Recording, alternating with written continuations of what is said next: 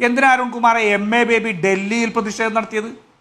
എന്തിനാ അരുൺകുമാറെ ഈ ഗോവിന്ദനും അതുപോലെ തന്നെ മറ്റ് നേതാക്കന്മാരെല്ലാവരും ഈ തിരുവനന്തപുരത്തെ പിണറായി വിജയൻ വാടകയ്ക്ക് താമസിക്കുന്ന വീടിന് മുമ്പിൽ പോയി കുത്തിയിരുന്നത്?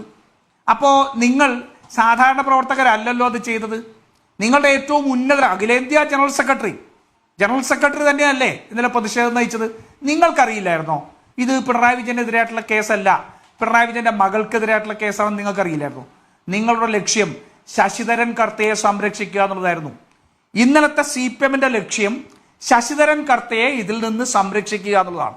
പിണറായി വിജയന്റെ വീട്ടിൽ റെയ്ഡ് നടന്നു. എന്താ കാര്യം? ആ കുറ്റകൃത്യത്തിൽ ഉൾപ്പെട്ടിട്ടുള്ള ഒരാളുടെ വീട്, ഒരാളുടെ ബന്ധുത്വമാണ് അവിടെയുള്ളത്. ഇന്നലെ തിരുവനന്തപുരത്തുള്ള പിണറായി വിജയൻ വാടകയ്ക്ക് താമസിക്കുന്ന വീട്ടിൽ പിണറായി വിജയൻ അവിടെ ഇല്ലായിരുന്നു. ഡൽഹിയിൽ പോളിറ്റ് ബ്യൂറോ യോഗത്തിലേക്ക് പങ്കെടുക്കാൻ പോവുകയായിരുന്നെങ്കിലും അവിടെ റെയ്ഡ് നടന്നേനെ. കാരണം വീണ വിജയനുമായിട്ട് ബന്ധപ്പെട്ട കേസിലാണ് അവരുടെ ഭർത്താവിന്റെ വീട് കോഴിക്കോട് റെയ്ഡ് നടന്നല്ലോ, ഇല്ലേ? അപ്പോൾ ആ പ്രതി രേഖകൾ ഒളിപ്പിക്കാൻ സാധ്യതയുള്ള അല്ലെങ്കിൽ അതുമായി ബന്ധപ്പെട്ട രേഖകൾ വെക്കാൻ സാധ്യതയുള്ള എല്ലാ സ്ഥലത്തും റെയ്ഡ് നടക്കും. അരുൺകുമാറിന് ഓർമ്മയില്ലേ 2016 സെപ്റ്റംബർ 3 കേരളത്തിലെ വിജിലൻസ് ഒരു റെയ്ഡ് നടത്തി. എന്തായിരുന്നു? ബാബു എന്ന് പറയുന്ന UDF കാലത്തെ മന്ത്രിയായിരുന്ന അദ്ദേഹത്തിനെതിരെ ഈ ഡിസ്പ്രപ്പോർഷനേറ്റ് അസറ്റ് കേസ് വന്നു. അതിന്റെ പേരിൽ ഈ പിണറായി വിജയന്റെ വിജിലൻസ് റെയ്ഡ് നടത്തി. എവിടെയൊക്കെയാണ് നടത്തിയത്? ബാബുവിന്റെ തൃപ്പൂണിത്തുറയിലെ വീട്ടിൽ റെയ്ഡ് നടത്തി. അദ്ദേഹത്തിന്റെ ഒരു മകളുടെ ഭർത്തൃ വീടായിട്ടുള്ള പാലാരിവട്ടത്ത് റെയ്ഡ് നടത്തി. മറ്റൊരു മകളുടെ ഭർത്തൃ വീടായിട്ടുള്ള തൊടുപുഴയിൽ റെയ്ഡ് നടത്തി, ഇല്ലേ?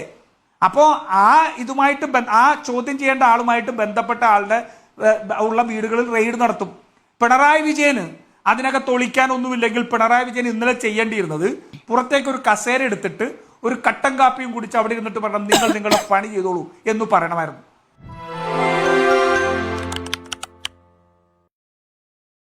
ഈ ചാനൽ 18K സബ്സ്ക്രൈബേഴ്സ് ആയിട്ടുണ്ട് ഗൈസ്.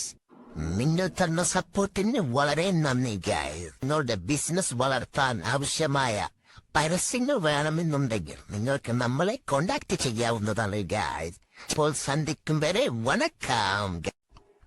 നമ്മുടെ ചാനൽ ഒന്ന് ഫോളോ ചെയ്യൂ പ്ലീസ്.